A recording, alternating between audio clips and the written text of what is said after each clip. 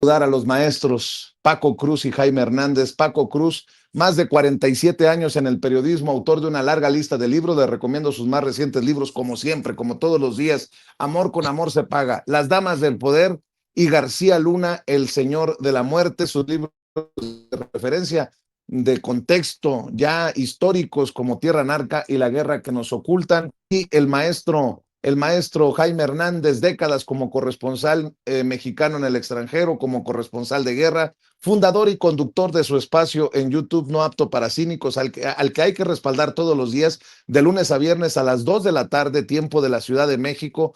Hay que apoyarlo con los likes, hay que apoyarlo con las suscripciones, hay que apoyarlo con los superchats para que siga hablando así como no se habla en los medios tradicionales, en los medios chayoteriles, en los medios en donde los sicarios informativos han llevado todo a la putrefacción. Ahí está, dando la batalla de lunes a viernes el maestro Jaime Hernández. Mi querido Paco, te saludo con mucho gusto. ¿Cómo estás? Un abrazo. Vicente, ¿cómo estás? Un abrazo de regreso. Jaime, también, yo 47 años, Jaime casi 50 o poquito más, nomás para aclarar, Vicente. Es que y lo bueno mira, es que se pone Botox. Es amigo de Alito. Amigo de Alito y de la profesora Elvester Gordillo. Y de Lin May, ahí de Lin May. La original, es la original, Jaime. Pero déjenme decirle algo antes de que empecemos. Hicieron una pregunta en el chat que es bien importante porque de pronto no se entiende sobre cuestiones legales. ¿Qué es un voto concurrente? Que a menudo lo usan jueces, magistrados, o en este caso los ministros de la Suprema Corte de Justicia de la Nación, que son los jueces de jueces. Cuando un ministro, en este caso, reserva un voto concurrente, significa que un juez está de acuerdo en el sentido final de una sentencia y por retirarle el amparo, pero difiere de los argumentos, de los fundamentos legales o razonamientos utilizados para llegar a esa sentencia. Así que se reservan las explicaciones finales. La concordancia en el resultado significa eso, que están votando porque están de acuerdo porque se retire el amparo a Francisco Javier García Cabeza de Vaca, pero hay divergencia en el razonamiento. Cada ministro tiene una argumentación y una postura diferente. El objetivo es, cuando se reservan las consideraciones para el voto concurrente, es precisar la interpretación personal de cada ministro sobre el caso sin modificar el resultado que ya han aprobado. Y en cuestiones también está, ahí escuchamos un voto particular, ahí el juez disiente totalmente, ¿sí? El voto concurrente es una aclaración fundamentada de por qué se apoyó la decisión, pero con una argumentación diferente, Vicente, así de sencillo. Así que esa es la cuestión en el caso de Francisco Javier García Cabeza de Vaca. Todo mundo apoya que se le quite el amparo, pero cada uno tiene argumentaciones y razonamientos diferentes. Punto ya. Y luego, mira, el caso de Cabeza de Vaca, bueno, que se va a sentir perseguido político, como hacen en este país todos los disidentes, pero yo quiero hacer una distinción sobre lo que verdaderamente significa con un ejemplo. Cuando el presidente Andrés Manuel, ahora el expresidente Andrés Manuel López Obrador fue sometido a un juicio político para retirarle el fuero como jefe de gobierno del Distrito Federal, hoy la Ciudad de México, jamás intentó huir del país, jamás intentó Andrés Manuel López Obrador darse a la fuga, jamás presentó un amparo para no ir a la cárcel. Andrés Manuel López Obrador aguantó a pie juntillas cualquier cosa que le reservara el futuro. Finalmente, la Cámara de Diputados, en una acción concertada entre el PRI y el PAN, le quitaron el fuero. Andrés Manuel López Obrador aguantó. Si lo hubieran querido meter a la cárcel, López Obrador jamás huyó de este país. Jamás se sintió un perseguido político, aunque todos sabíamos que era un perseguido político. cuando le dieron voz en la Cámara de Diputados, yo me acuerdo que lo mandaron ahí a un rincón, ni siquiera le dieron parte central, pero López Obrador aguantó a pie juntillas. Hoy, este personaje, como otros, lo que hace es andar a salto de mata Francisco Javier García Cabeza de Vaca.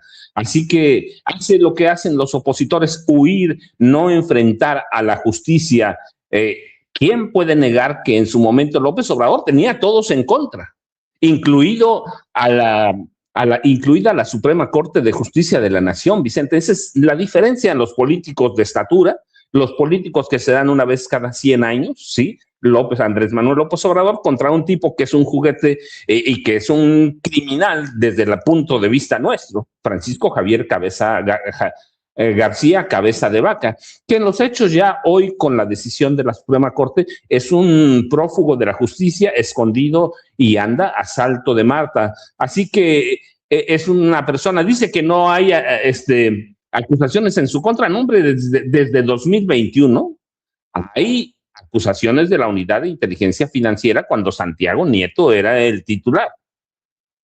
Así que hay delitos, narcotráfico, delincuencia organizada, lavado de dinero, y podemos nosotros añadirles, pero vas a tener a Marta Olivia al rato, que lo conoce bien y que ha presentado una demanda contra Francisco Javier García Cabeza de Vaca. Es además, de acuerdo con investigaciones de Marta Olivia y de Ana Lilia Pérez, que conoce, es la periodista para mí que más conoce del tráfico de combustibles, es el padre del huachicol fiscal con Roberto Gil Suárez.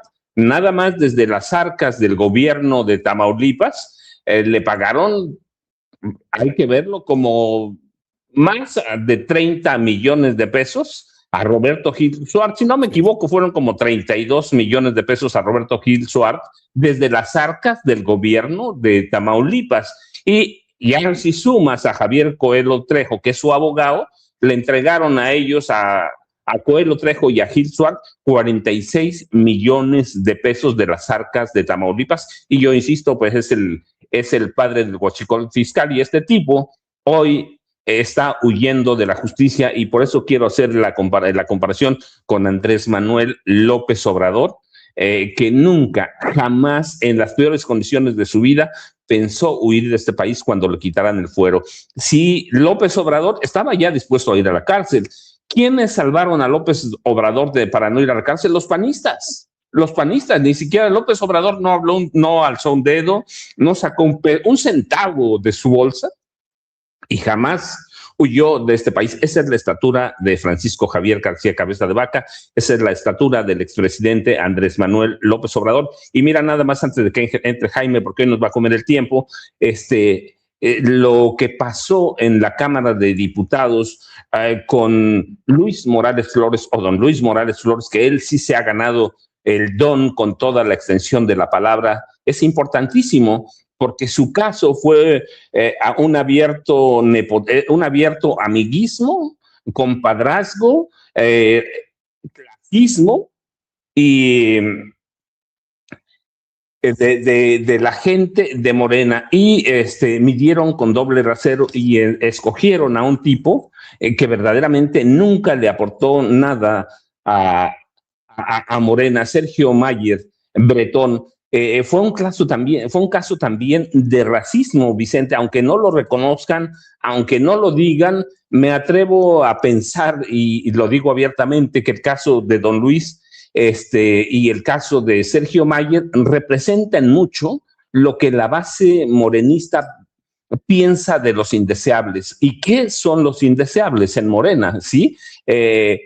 Arrogantes, soberbios, tipos que nunca entendieron lo que estaba pasando y que escogieron a Sergio Mayer, que es un tipo que abiertamente es misógino, es un tipo que no representa, nunca representó los valores de Morena, y clasista. Espero yo que clasista, ¿no?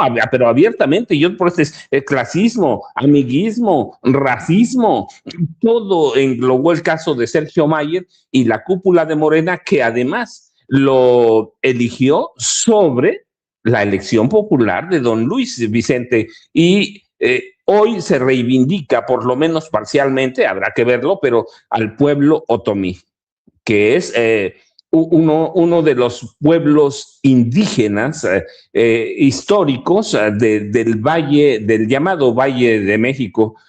Así que se reivindica el pueblo otomí en los estados de México, en este caso de Temoaya. Fíjate, hay que ir a Temoaya, que es un pueblo a donde está el centro ceremonial otomí, pero los otomíes están todavía en poblaciones abiertas en los estados de México, Hidalgo, Querétaro, Veracruz, Puebla, Tlaxcala, Michoacán, incluso también, pero estos flechadores de pájaros, que es lo que significa en la lengua náhuatl, son un pueblo histórico del Estado de México, y de todos estos estados que yo te decía, son uno de los pueblos más antiguos del altiplano central, con raíces ligadas a los olmecas, Vicente, y no sé qué ocasionó que la cúpula de Morena lo echara afuera, pero ya para mí no había, aquí lo dijimos, Vicente, hubo una discusión abierta por Sergio Mayer Bretón, pero fue un caso de clasismo, racismo, amiguismo, compadrazgo, y hay que decirlo abierto, encabezado por Mario Delgado Carrillo, que era en ese momento el dirigente nacional de Morena. Así que este caso para mí representa todo lo que son los indeseables en Morena, Vicente, y esperemos que verdaderamente bueno, pero también representa que Sergio Mayer, una amistad secreta y perversa de una especie de una cúpula morenista que nunca entendió lo que pasaba o nos quiso dar a tole con el dedo, Vicente. Buenos días, Jaime, buenos días. Gracias, mi querido Paco. Déjame poner sobre la mesa para Jaime lo que declara el presidente de Estados Unidos en el Estado de la Unión, como le llaman al informe presidencial, ante sobre todo republicanos, porque muchos demócratas boicotearon el Estado de la Unión en el Congreso de Estados Unidos. Donald Trump se adjudica con un escueto, disculpen ustedes, con un escueto señalamiento la captura y abatimiento de el mencho Nemesio Ceguera Cervantes. Donald Trump dijo: hemos derrocado a uno de los líderes de los cárteles más siniestros. Ustedes lo vieron ayer. Así con una escueta línea, Donald Trump se adjudica la caída del mencho. Válgame Dios. Pues de eso y lo que quiera hablar el maestro Jaime Hernández. Mi querido Jaime, es una mañana intensa y va a ser un programa intenso porque hay mucha carnita. Te escuchamos, Jaime. Sí, fíjate que ayer de verdad que fue un ejercicio de tortura escuchar el informe sobre el Estado de la Unión, pero cuando llegó a esta parte, que de pasada se adjudica la captura o el abatimiento o la neutralización del Mencho, pero qué ganas de este hombre de adjudicarse todo. El fin de 8 guerras, 9 guerras. Mitómano, narcisista, síguele poniendo adjetivos, mi querido Jaime, porque la verdad es que Donald Trump ya raya, perdón por decirlo, pero hasta en lo ridículo, ¿no?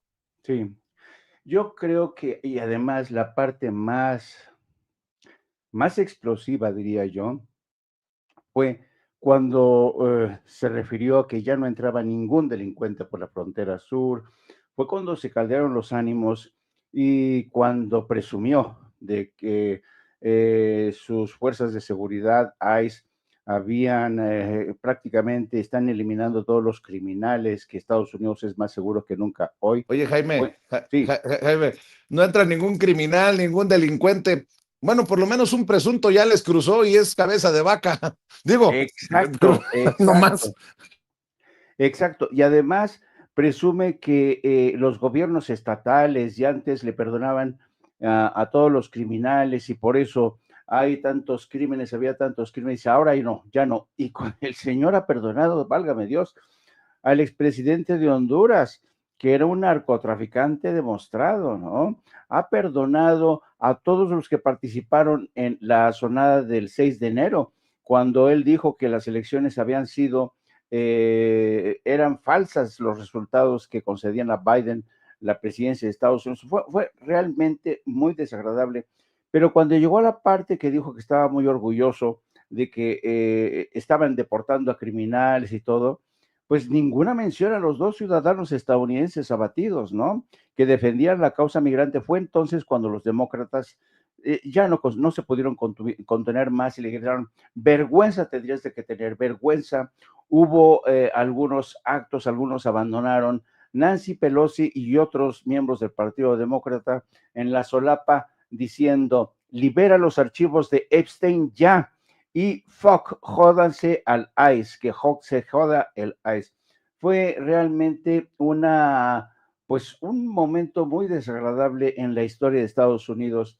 Y en el turno de respuesta, la actual gobernadora de Virginia, que realmente es una mujer muy inteligente, la gobernadora Abigail Spanberger, en su respuesta le dijo: a ver, ¿qué han sacado ustedes en cuenta? Le preguntó a los ciudadanos: ¿qué han sacado en cuenta de este informe sobre el Estado de la Unión?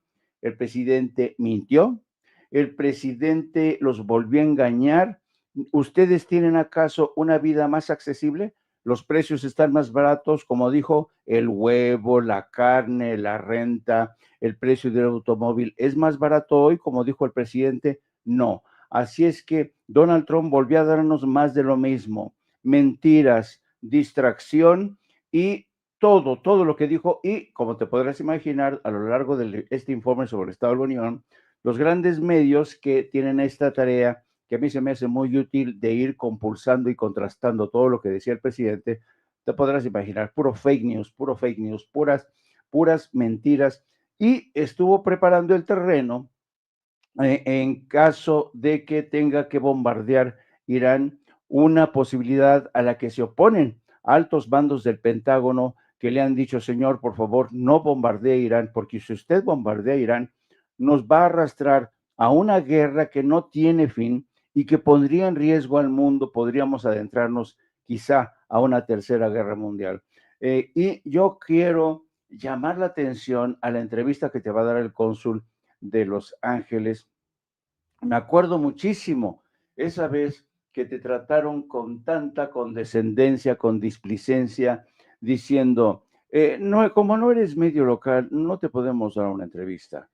Como no eres de los medios que controlamos, a los que les tenemos la pata encima, no les vamos a dar una entrevista. Claro, ahora, después de que la presidenta te dijo que iba a tomar cartas en el asunto para ver lo de las denuncias, ahora sí le llegó el fuego a los aparejos. Ahora sí te quiere dar la entrevista. Así es que, qué triste, ¿no? Qué triste que funcionarios apalancados en un cargo, como decía Andrés Manuel, son encargos, no cargos. Los señores tienen que responder ante la opinión pública. Así es que me da muchísimo gusto, Vicente, que finalmente se pueda dejar entrevistar el señor cónsul de Los Ángeles, que se maneja como un virrey. Y hasta aquí le dejo para lo que se ofrezca más.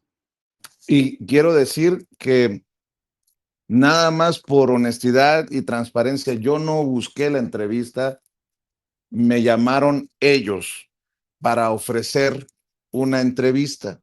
Y como yo pues, no tengo razón para despreciar esa oportunidad, nótese mi sarcasmo, le dije que sí. Y hoy a las 11 de la mañana, tiempo de la Ciudad de México, está pactada esa entrevista para que pues dé la cara el cónsul en una entrevista 1-1 sobre estas denuncias de maltrato y hasta discriminación contra los paisanos que van a buscar servicios al Consulado General de México en Los Ángeles y que ha destapado una serie de denuncias por hostigamiento y violencia laboral contra colaboradores y ex colaboradores del Consulado General de México en Los Ángeles, hasta de Chicago me buscó alguien. Así que sigamos rascándole para ayudar a la presidenta y que se entere de lo que cuál es la realidad. Eso es todo. Yo no tengo pleito personal con alguien, no tengo ni ganas, ni tiempo, ni recursos para un pleito personal, pero sí, si lo puedo decir abiertamente, como se lo dije a la presidenta, primero los paisanos. y después los paisanos. Bueno, gracias, Jaime, por anotarlo y a lo que salga, ¿no? Me molestó mucho que quisiera minimizar las situaciones, las denuncias de Ana Laura Martínez, que es la primera que sale y da su nombre y apellido, diciendo que, pues ella, ¿cómo dijo? Pues como que no le gustaba su trabajo y que no le caían bien sus jefes. Ah, cabrón, lo que seguramente no esperaba el cónsul es que, así como el de Ana Laura, tuviera documentos de diferentes casos. A lo mejor hay muchos a los que no les gusta su trabajo y hay muchos que se pusieron de acuerdo para lastimar. ¿Qué es eso, hombre? No está a la altura, no está a la altura de los, pues de los hechos. Es más, le estoy pasando a Ceci para que no vayan a pensar que estoy exagerando. Lo que dijo ayer en conferencia el cónsul, ya lo tenemos en el archivo y ya lo estaremos desmenuzando, mi querido Jaime, mi querido Paco. Creo que es parte de lo que podemos aportar para la transformación, ¿no? Para que llegue el humanismo mexicano a todos lados. Así es, así es. Y yo creo que es muy importante esa entrevista. Fíjate que por razones obvias el consulado de México en Los Ángeles pues es prácticamente como una embajada, pues, es uno de los mayores cónsules en todo Estados Unidos porque atiende a una de las mayores poblaciones después de la Ciudad de México.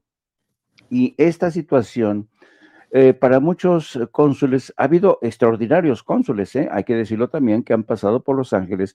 Yo fui corresponsal en Los Ángeles durante 3 años y he de decir que hubo cónsules que realmente muy meritorias de acción, pero había cónsules o altos funcionarios con los que yo hablaba en corto y bueno, no te imaginas, una vez, te voy a decir el nombre, porque creo que se merece a estas alturas saberse. Agustín Pradillo, que fue portavoz del consulado en Los Ángeles. Una vez me acuerdo que lo fui a visitar y Pradillo y yo nos conocíamos porque Agustín Pradillo era un viejo periodista de Notimex y se convirtió en portavoz del consulado. Bueno, un día nos vimos y nos fuimos a comer y me acuerdo que ya de regreso al consulado se pone al lado de nosotros una de estas trocas con su música, ¿no? Tan, tan, tan, tan, tan, tan.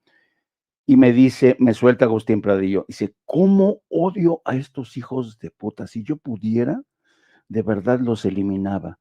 Me quedé impresionado de este odio, de este clasismo, de este racismo de este personaje hacia nuestros paisanos. Coño, pues todos los mexicanos somos distintos, no son iguales los mexicanos del norte que los mexicanos. No es lo mismo un migrante de Chiapas o de Oaxaca a uno del norte, señor. Entonces, cada quien tiene sus señas de identidad, su cultura, sus gustos, ¿no? Pero este tipo, cuando hizo ese comentario, bueno, y ese tipo de comportamiento, porque ellos creen que forman parte de la aristocracia, de la burocracia mexicana, se comportan de esa manera.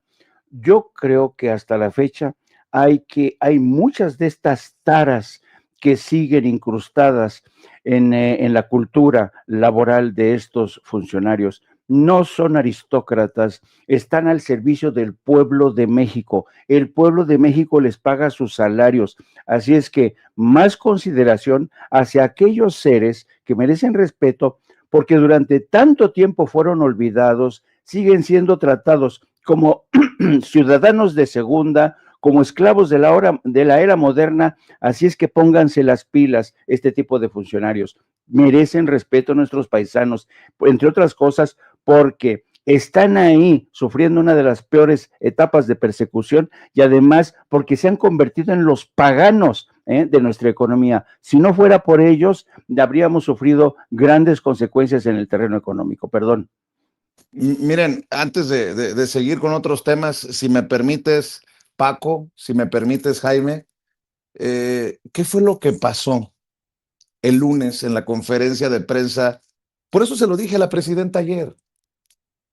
Cuando le preguntan sobre mi planteamiento, cuando le preguntan sobre la denuncia cuando le preguntan al cónsul, ¿qué onda? ¿Qué está pasando?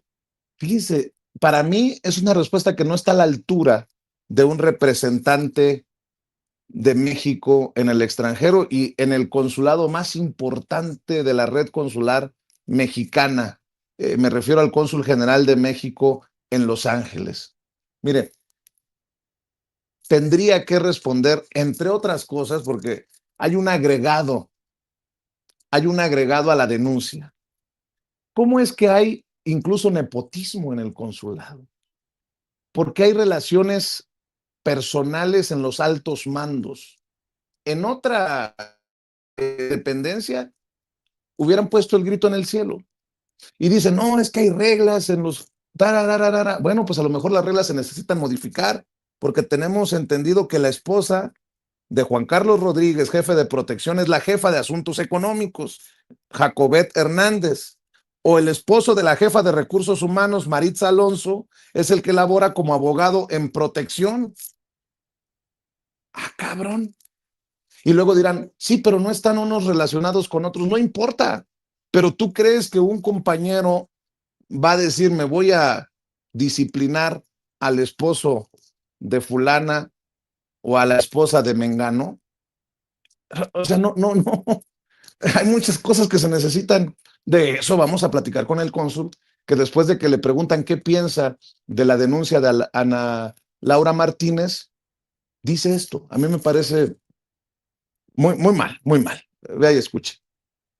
Muchas gracias, Alejandro. Bueno, respecto al caso que mencionas, al caso que haces referencia, que efectivamente fue planteado frente a la Presidenta de la República en una de sus conferencias de prensa de la mañana, te quiero comentar lo siguiente. Uno, yo represento la autoridad pública, yo estoy obligado a ser el primero en respetar el derecho a la privacidad de las personas. Entonces, habrás notado que en la nota que salió en el periódico, como en esta conferencia, seré muy cuidadoso de no mencionar el nombre de esta persona, porque respeto su derecho a la privacidad y me cuidaré de no entrar en detalles sobre las razones por las que nosotros consideramos que su desempeño no era el adecuado. Póngale pausa, Ceci. No me lo quite, póngale pausa nada más. Este es el caso. Póngale pausa. Ahorita le continúe. Si ellos tenían bases para decir que Ana Laura Martínez, ya no hay que si la privacidad, cónsul, porque yo di a conocer su nombre con la autorización de Ana Laura Martínez. No le juegue este jueguito perverso. Si ella no estaba cumpliendo, ¿por qué no le dieron las gracias y la dejaron ir? Porque lo último que supe fue que ella renunció y que los está denunciando. De entrada, ya se cayó el discurso oficial. Sígale, Ceci, por favor. De una ex colaboradora inconforme con su trabajo. Inconforme ya sea porque en su opinión no le pagábamos lo suficiente, porque no estaba de acuerdo en cargar con el teléfono de protección a deshoras, porque le caían gordos sus jefes inmediatos, no sé, por las razones que hayan sido. A ver. Fíjense nada más los términos que utiliza el cónsul general, porque a lo mejor le caían gordos sus jefes ¿Ustedes creen que esa es una respuesta de altura?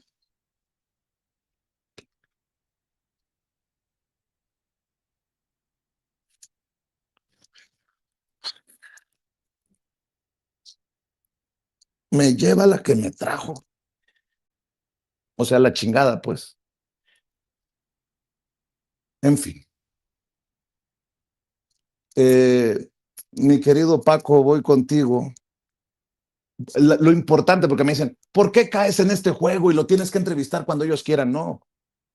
Es que el que se beneficia es el auditorio. Son ustedes. que necesitan escuchar a los protagonistas hablar sin censura. Y obviamente, pues vamos a hacerle las preguntas incómodas.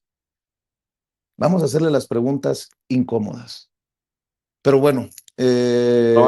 Antes de que cambiemos de tema, nada más hay que recordar, poco más de 1 millón de mexicanos viven en esa zona, área metropolitana de Los Ángeles, y hay que recordar en qué contexto te niega la entrevista, pero que además es un tipo soberbio y patán.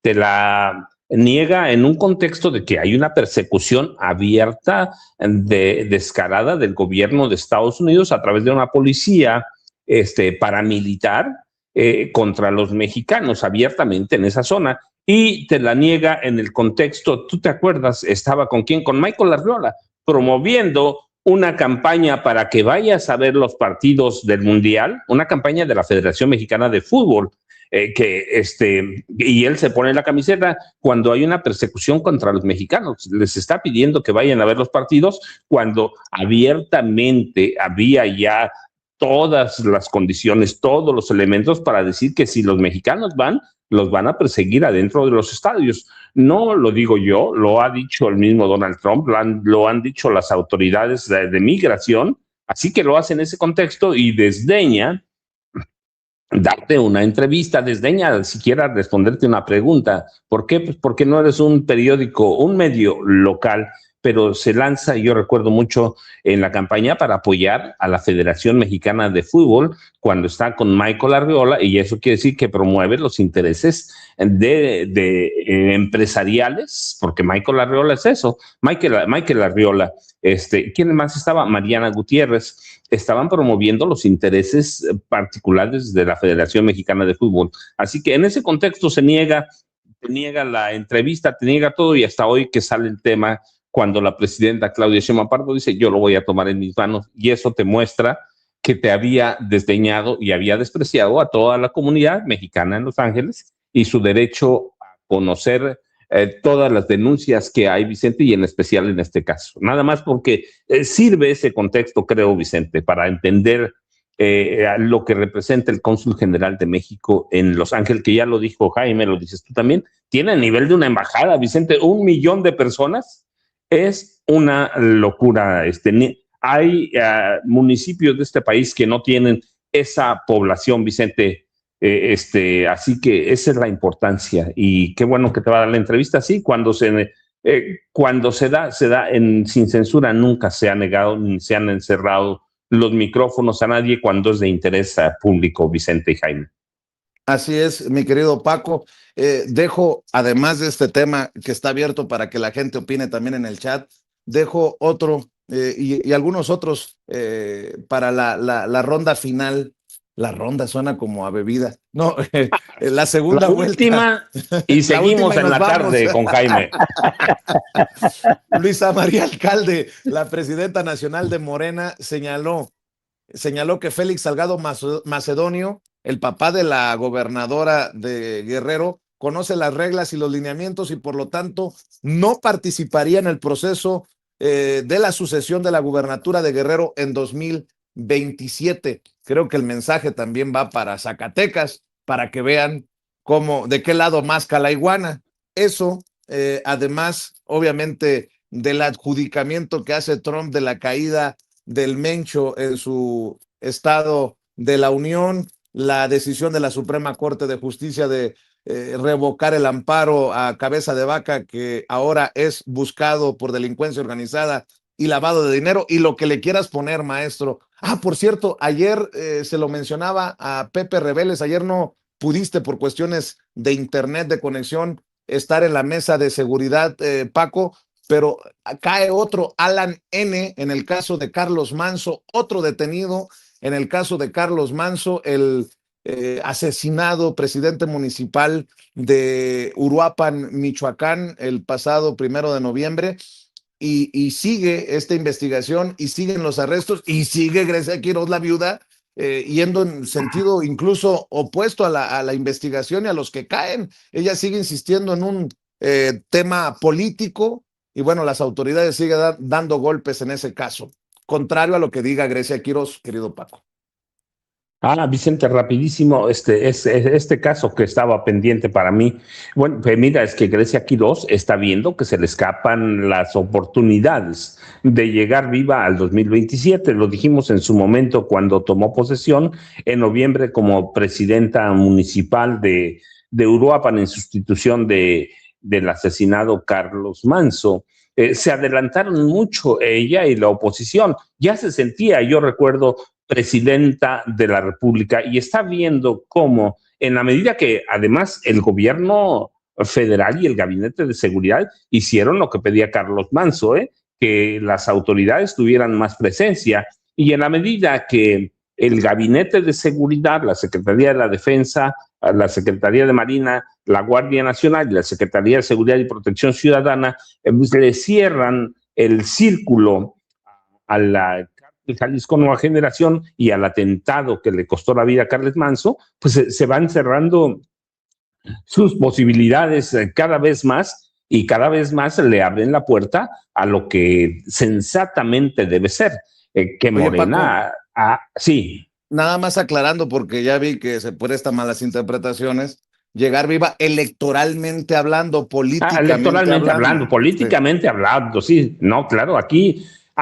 Vicente, siempre hemos rechazado y condenado la violencia, pero estamos hablando de cuestiones políticas, de cuestiones político-electorales, para ser precisos. Así que ella está viendo cómo se mueren sus posibilidades políticas de llegar políticamente viva a las elecciones de 2027 como candidata única y muy sólida a la gubernatura, más allá de las alianzas que tenga o pueda hacer con la derecha, extrema derecha, con el PRI, con el PAN. Así que ella va a mantener la mira puesta en Raúl Morón Orozco, y se le cierran a ella, y ella está viendo lo que está pasando en Jalisco. Están cerrándose los caminos a Movimiento Ciudadano. Bueno, pues así se le van a cerrar los caminos en la medida que siga dando los resultados que da el gabinete de seguridad, y en la medida que se acerque a los culpables o responsables del asesinato cobarde, además, por la espalda de Carlos Manso. Vicente, yo ya sabes, @Paco Cruz Jiménez en X, antes en Twitter, Francisco Cruz Jiménez en Facebook. Y Jaime, a ver si preparas algo muy rápido, porque no tengo muchos temas para mi charla de la tarde, por favor. Mira, este artista se comporta como un artista. Es un artista. Oportunista.